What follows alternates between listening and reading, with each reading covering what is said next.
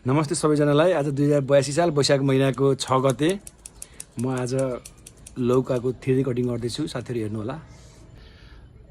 आज म लौकाको यो 3D कटिङ गर्दैछु। मजाले आज झेक्रा पनि हालिएको छ है। मेरो मिसेस पनि म झेक्रा बनाउँदै हुन्छु। भान्जा त्यहाँ हुनुहुन्छ है।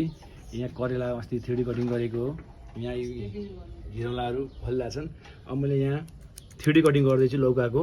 यसलाई यो जुन पार्ट छ यो पार्टलाई यसरी चट्ट काटिसकेपछि अब यो 3D कटिङ भयो। अब यसपछि एउटा पात पलाउँछ, त्यसपछि फेरि अर्को पात पलाउँछ, अनि त्यसलाई पनि हामीले के गर्छौँ भने काट्छौँ।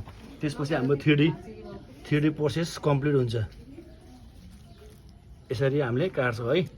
हस् त, धन्यवाद।